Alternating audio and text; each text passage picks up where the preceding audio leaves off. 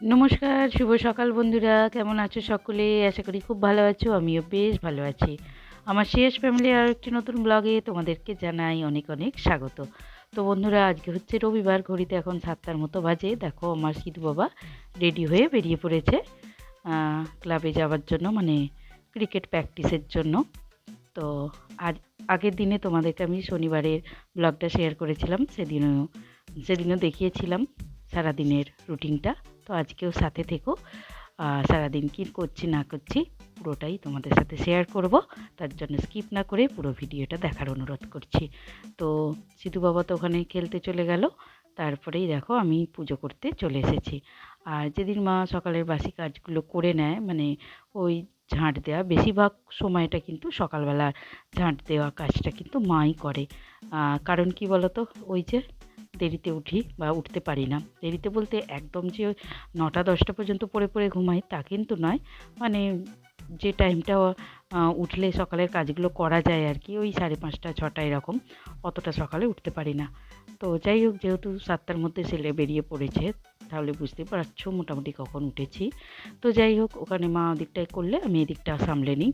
আর এদিকে আমাদের পুজো করতেও বেশ সময় লাগে। আর সকালবেলাতেই আমি তুলসীটাও পরিয়ে দিই চরণে সবার, তাহলে কি হয়, বেলায় একটু সেবা দিয়ে দিলেই হয়ে যায়, অতটা আর তাড়াহুড়ো করতে হয় না। সেই জন্য আমি, যেহেতু হাতে সময় আছে, আর আজকে টিফিন তেমন কিছু বানাবো না, কারণ ওই যে কালকে নিমন্ত্রণ ছিল, আজকেও আছে। আজ হচ্ছে সেজ দিদার আঁশপন্না বা আলিশ পিণ্ডের যে বলা হয় সেই কাজ। তো যাই হোক, দেখো সকালবেলা এখানে পুজোটা খুব সুন্দর করে করে নিচ্ছি, যেহেতু আমাদের মদনমোহনকে শয়নে দেওয়া থাকে। তো সকালবেলা উঠে মন্দিরের স্থানটা পরিষ্কার করে ভগবানকে তুলে শয়ন থেকে, তারপরে মালা, মানে মালা চন্দন না, চন্দন তুলসী পরিয়ে ফুল দিয়ে পুজো করে সেবা দিয়ে তারপরে কিন্তু কাজ কমপ্লিট হয় পুজোর। আর এদিকে দেখো, যেহেতু রবিবার, আর বৃহস্পতিবার আর রবিবার হচ্ছে ঋতু পুজোর দিন, তো সেদিনকে কিন্তু এখানে গুছিয়ে ঋতু পুজোটাও করতে হয়। তার জন্য দেখো আমি, আর যেহেতু এবছর আমি ওই বারান্দার মধ্যেই রেখেছি, আমাদের ঘরের সামনের যে বারান্দাটা, তাহলে কী হয় বলো তো বন্ধুরা, রোদও পায় আর আমার দেওয়ার সুবিধাও হয়। তো দেখো, জল বাতাসা যা যা লাগে আর কি, গঙ্গা জল এমনি জল সমস্তটা নিয়ে বসে সুন্দর করে পুজো করে নিচ্ছি। আর এবারে গাছগুলো মোটামুটি বেশ ভালোই হয়েছে, জানো তো, বেশ দেখে মনটা ভালো লাগছে। নাহলে আগের বছর একটু গাছ হয়নি, যদি এবছর দানা কমই ছড়িয়েছিলাম, মানে যেটুকু দানা ছড়ানো হয়েছে সেটুকুই গাছ হয়েছে।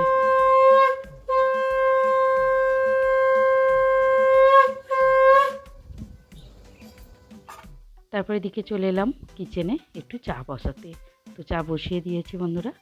আর সকালবেলা তো একটু চা চাই, তো আমি খাই না খাই, চাটা কিন্তু করতেই হয় আমাকে, কারণ শাশুড়ি মা সকালবেলা চা খায় আর বড়মশাই খায়।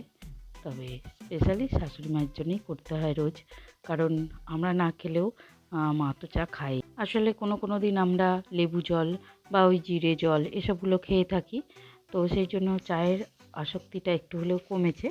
তবে খাই না যে তা নয়, যেদিন যেমন আর কি মুড লাগে সেরকম খাই। আর এদিকে দেখো বিস্কুটটাও ফুরিয়েছিল, মানে ফুরিয়ে গেছিলো, সেটাও ঢেলে নিলাম, নিয়ে চলে এলাম সোজা ছাদে। মায়ের যে শাড়িগুলো ছিল মা ধুয়ে রেখেছিল, সেগুলোই মেলে দিতে এলাম। আর কি সুন্দর আজকে রোদ বেরিয়েছে, শীতকালীন এই সকালের রোদটা কিন্তু খুবই আরামদায়ক, ভালো লাগে। কিন্তু রোদে আমি বেশিক্ষণ বসতে পারি না, রোদ থেকে উঠে পড়লে দেখবে আবার কেমন যেন শীত করে। তো যাই হোক, নিচে চলে এলাম। আর এখানে আমার বড় বাবা রেডি হচ্ছে মাসি বাড়ি যাওয়ার জন্য। এক্সাম হয়ে গেছে কবে থেকে, আমার মাথা খারাপ করে দিচ্ছে, ওর কী সব প্ল্যান আছে আর কি। ওই নন্দনে কি ফিল্ম ফেস্টিভ্যাল উৎসব হচ্ছে না, সেটাই আর কি দেখার জন্য পাগল করে দিচ্ছে। তো সেই জন্যই রেডি হয়ে বেরিয়েছে। আমারও খুব এবার ইচ্ছা ছিল, কিন্তু ইচ্ছা থাকলে কি হয়, আমাদের মতো গৃহবধূদের সব ইচ্ছা কিন্তু পূরণ হয় না, হওয়া মানে সাধ্যের বাইরে থাকে। স্যাক্রিফাইসের নামই হচ্ছে গৃহবধূ। তো যাই হোক, কিছু করার নেই। ছেলেকে বললাম, তুই তোর জীবন এনজয় কর, জিলে আপনি জিন্দেগি বেটা।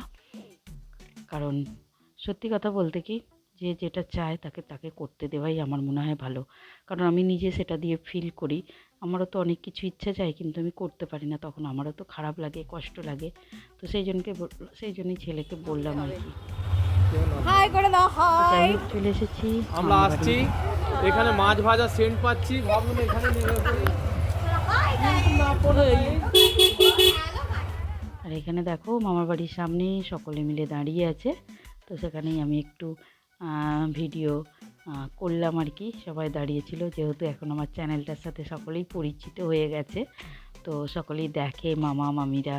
তো যাই হোক, ওনাদের আশীর্বাদে যাতে এগোতে পারি সেই চেষ্টাই করছি। আর বন্ধুরা, তোমাদের কাছেও রিকোয়েস্ট করছি, প্লিজ একটু রিচটা আমার বাড়িয়ে দাও, শেয়ার করো, বেশি বেশি করে শেয়ার করে দাও, পুরো ভিডিওটা ওয়াচ করো, আর লাইক, একটা করে কমেন্ট, ভালো মন্দ যাই পারো, মন্দ না প্লিজ, মানে যেটা মানে সুটেবল মনে হবে সেরকম কিছু কমেন্ট করো, যাতে আমি একটু অনুপ্রাণিত হই, মোটিভেট হতে পারি, আর ভিডিওগুলো কন্টিনিউ করতে পারি, তোমাদের আনন্দ দিতে পারি। তো যাই হোক, এখানে সেজ দিদার বাড়িতে এলাম একটু দিদার ছবিতে প্রণাম করার জন্য। দিদাকে দেখে ভারী মনটা খারাপ হয়ে গেল, জানো তো। আমাকে কিন্তু দিদা খুব ভালোবাসতো। আমাকে কেন, আমি ছোটোবেলার না, মানে দিদার গল্প শুনেছি আমার শাশুড়ি মায়ের মুখে, আমার বড়মশাইয়ের মুখে, যে কতটা ভালো মানুষ ছিলেন উনি। তো সেই হিসাবে ওনার প্রতি আমার একটা খুবই শ্রদ্ধা আছে। আর এখানে দেখো রান্নাবান্না কী হচ্ছে। তো আস্তে আস্তে আমার বড়মশাই বলছিল না মাছ ভাজার সেন্ট পাচ্ছে, তো দেখো মাছ ভাজা হয়ে গেছে অলরেডি। আর এখানে আর কি বেগুনির কাজিন হবে, কুমড়োনি, সেটাই ভাজা হচ্ছে। তো যাই হোক, রান্নাবান্না তো এখানটা চলছে, মানে শেষের পথেই আর কি ধরতে গেলে, কারণ আমরা তো অনেকটা বেলাতেই এসেছি। আর এখানেই ওনারা আছেন কিন্তু ফুল ফ্যামিলি যারা রান্না করছেন। তো যাই হোক, আবারও একটু সেজদিদার ঘরে এসেছিলাম, তো এখানে একটুখানি ঘুগনি খাচ্ছি আর কি, আমি আর আমার বড়মশাই। প্যান্ডেলে গিয়ে আর কিছু খাইনি, তো ঘুগনিটাই ভালো লাগছিলো, দুজনে অল্প করে একটু খেলাম।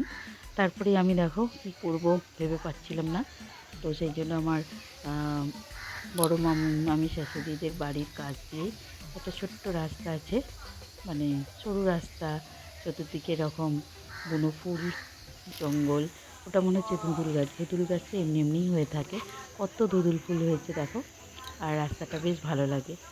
তো সেই জন্য একটু হাঁটাচলা করছিলাম আর ভিডিও করছিলাম, তোমাদের সাথে শেয়ার করবো বলে।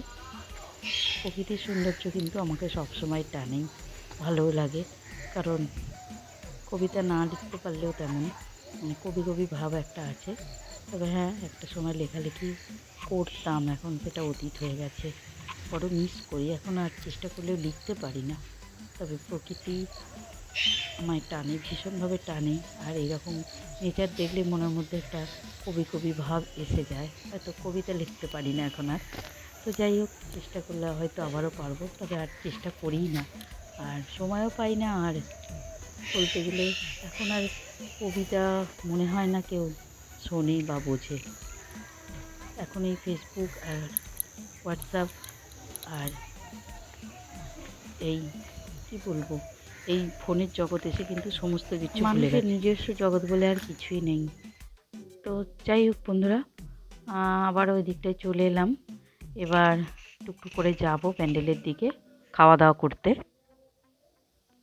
তো দেখো বন্ধুরা, চলে এসেছি প্যান্ডেলে, আর এখানে মেনু কার্ডটা আমি তোমাদেরকে দেখিয়ে দিচ্ছি বা দেখানো হয়েছে, তো সেটা দেখে তোমরা কী কী রান্না আসলে কি বলো তো বন্ধুরা, যা যা রান্না হয়েছিল না, আমি সবটুকু খাইনি, মানে রান্না সবটুকু খেয়েছি, মেনু কার্ডে যা যা ছিল সবটা খাইনি।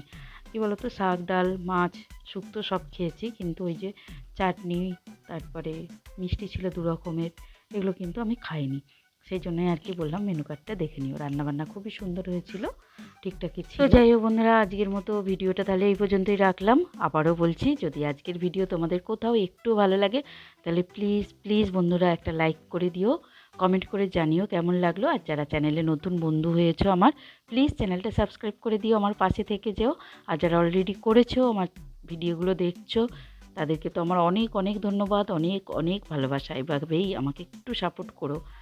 আর দেখা হবে তোমাদের সাথে খুব শীঘ্রই নতুন আরও একটা ব্লগে। ততক্ষণের জন্য সকলে খুব ভালো থেকো, সুস্থ থেকো, টাটা।